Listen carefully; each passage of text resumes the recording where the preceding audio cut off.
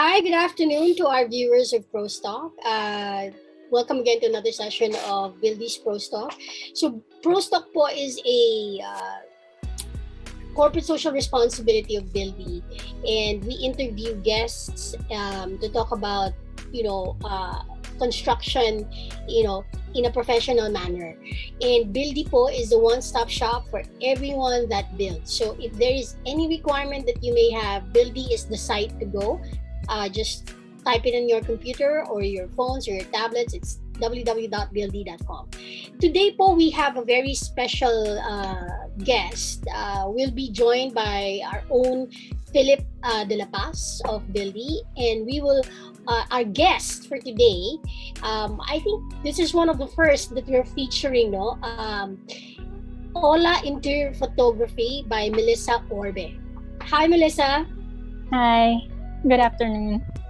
Thank you for being on Buildy today and being a guest in ProsTalk. Before we get into the Q&A, we just wanted to first, give you the opportunity to introduce the company, what you guys do, and later on, I'm pretty sure Philip here has a lot of questions. He's a photography enthusiast. So go ahead, Melissa. Hi, so we're OLA Interior Photography. We're basically a company which photographs mga works ng interior designers and architects and other professional designers like engineers and contractors and even developers. So we also offer interior videography services as well as interior photography services. Right, okay. I think Philip excited, marami siyang questions. But before we get to that, ito bang panahon ng pandemic or this recent events that has happened, did it affect the business of OLA or did it increase? Actually, the business started nung last year lang. So, during the pandemic lang. Nung una, mahina siya kasi nga na-stop yung construction, but by the end of the year, dun na ulit na open yung construction, kaya halos sabay-sabay yung mga nagpa-document ng mga projects nila. So it actually became important during the pandemic kasi ang primary way to see your projects is through social media or online platforms. So having your projects documented proved to be important or necessary para sa mga designers. Meron bang difference, Melissa, between the digital photography and yung traditional photography? Difference siguro is just medium lang kasi yung digital photography you can upload it online. Pero yung traditional photography is you can also upload it online, though mas madali kasi yung yung digital na siya para mas madali na ma-share. Okay, so you're in the right business then. So let's get to know OLA more. So how did you start OLA? Let's see. Actually, it wasn't planned na ma-start yung OLA Interior Photography. I started my interest in photography noong 2009 pa. So, digital camera na maliit pa lang yung ginagamit ko noon. Mga picture-picture ng random food pagkakain sa labas, picture ng food, tapos mga landscapes and portraits. And then eventually, nag-develop na siya. I started to know more about manual photography, and then nung 2019 lang, may interior designer friend hired me for a project na dinesign nila ng partners niya. Mm-hmm. So, dun nag-start akong mag-shoot talaga professionally ng interior photography. Right. And I think everyone will be very interested in this, right?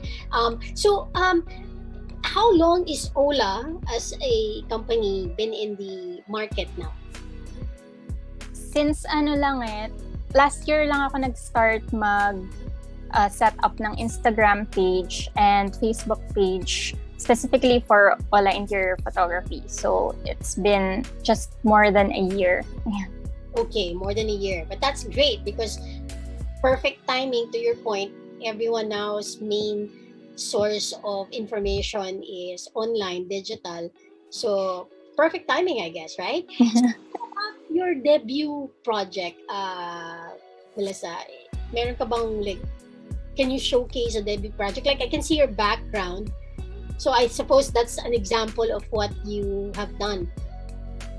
I have a slide nung very first project ko, yung dun sa friend ko. Okay. So, looking back, I think I might have been able to do better. Syempre, naman yan, process of learning. Until now, I'm learning. Process of learning naman ng photography. So, I still have a long way to go to achieve the look of the photos that I want to achieve. So, yeah. Right. Okay. So before because there's other questions here, some mga technical questions. But before we get to that, Philip, I know you have questions for Melissa. Please go ahead, sir. Hi, Meliza. Hello. So, nakita ko yung Instagram mo, medyo marami na siyang talagang followers. So, are all these photos taken locally or do you also have foreign projects? All these photos are taken locally. Majority din Metro Manila kasi nung kami enjoy yung strict yung guidelines, hindi pwedeng out of town, pwedeng mag-outside Metro Manila. And then hopefully in the future we can have foreign projects. Now wala pa. Ang ganda kasi ng shots talaga, like feeling ko hindi lang siya sa locally made eh. So, ayan, for my next question, so what are the... Yeah. Magagaling kasi yung designers. Pero maganda rin kasi iba rin kapag yung maganda yung, yung look ng photographer. So, ayan, for my next question, so what are the different problems and difficulty you usually encounter sa photography? Here are the common challenges pag nag-shoot. So, first is pag very tight yung spaces. Pag siyempre, mga condos ngayon, more on very small na yung cuts eh. Pag new construction ng condo, kung napansin niyo. Yung iba, nasa around 20 square meters na lang, 20 to 30, gano'n. So, medyo mahirap ipwesto yung sarili mo to get that angle that you want na kita yung buong space. So, yun, very first challenge. And then, number 2 is yung limited light sources. Ako kasi when I shoot, I want as much as possible na natural light yung gamitin para kita mo yung totoong color ng mga finishes ng space. So, pag yung unit mo or yung sinushoot mo is isa lang yung window na maliit, medyo challenging siya. Though okay din naman para makita yung light design nung interior designer or nung architect or engineer. And then number 3 is yung pag occupied na yung units. Kasi pag occupied na siya, marami nang gamit. So marami kang kailangan linisin, marami kang kailangan i-move. So may mga experiences kami na etong angle muna na to, yung i-shoot natin, tapos nasa likod namin yung mga gamit. And then pag yung susunod na angle naman, lipat na ulit lahat ng gamit sa likod ng camera. Kaya yun, mga challenges na na-experience natin during shoots.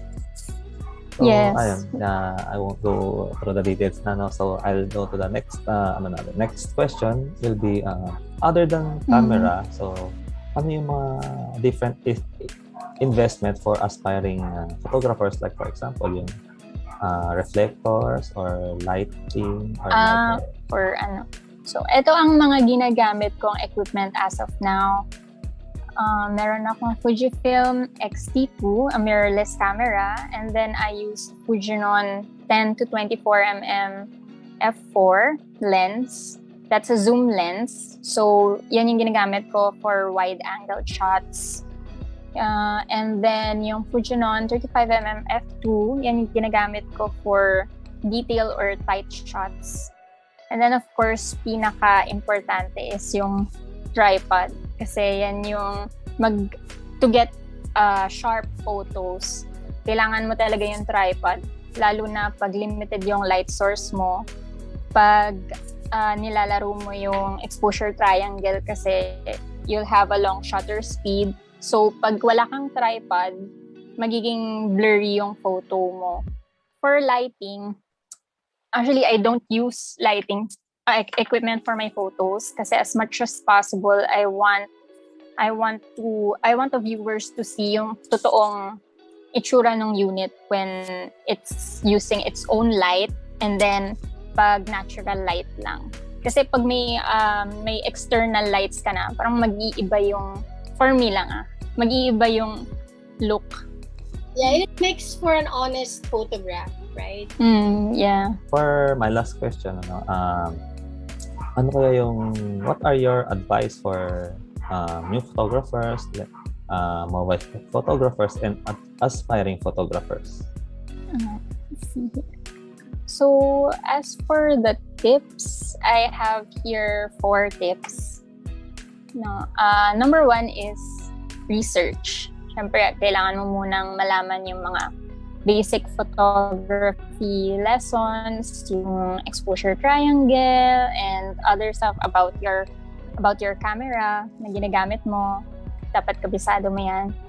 And then, syempre, you can experiment naman para eventually makabisado mo yung mga settings na kailangan mo for interior shoots. And then, I also researched about interior photography lessons online. wala akong book talaga na naging number 1 na reference ko for interior photography. Parang naghalo-halo na siya eh. So, always look at photos ng real estate, ng architecture, and interior design para magkaroon ka ng inspiration and ideas on yung mga ideal na angles, kung saan ka mag-shoot, which details to focus on. And then you can look at books and magazines, social media and blogs of interior designers and other interior photographers, and of course, favorite natin, Pinterest. Yeah. And then number 2 is invest in your gear. So yan, dati wala pa akong masyadong gear.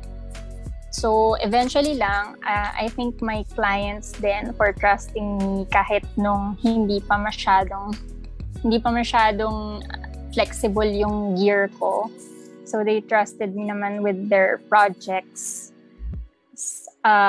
Thankfully now I can make it up to them na nakapag-invest na ako sa gear, and then mas maganda na yung photos na maibibigay ko sa kanila. So invest on long focal length na lens for your detail or tight shots, and then short focal length for your wide angle shots.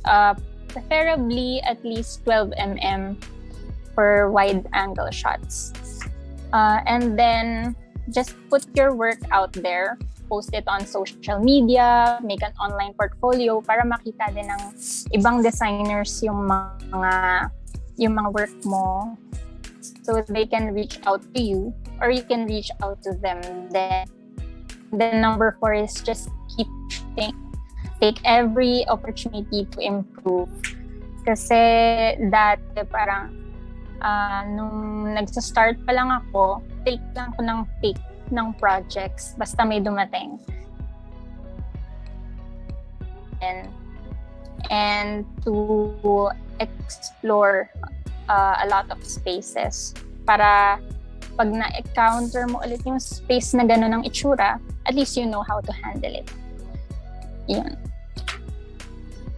Yes, thank you. Ayun na, parang to summarize everything, parang yun na, practice, na, tapos talagang keep learning. Okay. Thank you so much, Ms. Liza, for answering my questions. Right. Thank you also, Philip. Thank you. Questions. Thank you. Meron pang couple last questions, Melissa. Medyo a little bit more on the business side of what you do. Can you share who your typical clients are for what you do? Syempre, aside from interior designers, is there any other businesses that need your services? Alright, so I have a list. Ito yung mga naging clients ko. More on, majority talaga are interior designers and architects. Our services can also be availed by contractors and developers and other businesses. We have one developer na nag-avail ng service namin, which is Nuvoland Philippines. Yung condominium nila sa Quezon City, we shot real estate photos for them. And then meron din store, yung Dior sa SM Aura. We shot a space for them as well. But majority is for the portfolio of interior designers and architects. Right. And I think from sa na-mention natin kanina, given the situation that we're in, and actually even if hindi tayo naka-lockdown, the primary or the go-to place talaga now for people, to your point, Pinterest, when people something, kahit peg lang, they often go. So it really sense, parang actually hindi na nga nagme-make sense, actually baliktad na, to do traditional photography, because the means by which to look at those pictures will always be in a digital format already. So yun yung first na nakikita kasi. Yes, and to your point, ang platform that most people go to right now are social media platforms, right? So it needs to be friendly.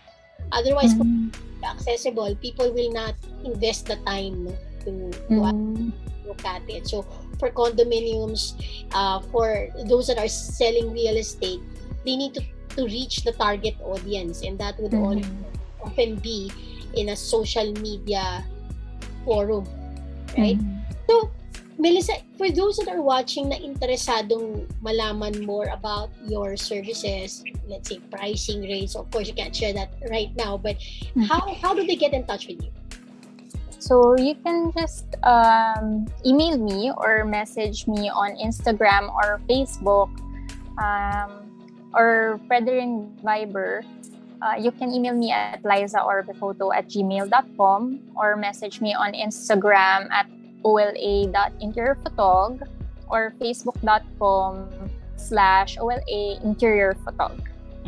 All right, fantastic. So again, Melissa, thank you so much for your time today. For those who are watching us, OLA Interior Photography is a partner of Buildy. So if you want to highlight or showcase any of your works, then please feel free to reach out to Ola. To Melissa. The details are on your screen, and you can always. There's so many ways to reach her. And if you want to see some of her works, please visit her social media page. So again, Melissa, maraming salamat, and we're looking forward to having you again as a guest in Buildy sometime soon. Thank you for having me. It's my pleasure to be here. Thank you, Miss Nat. Thank you, Philip.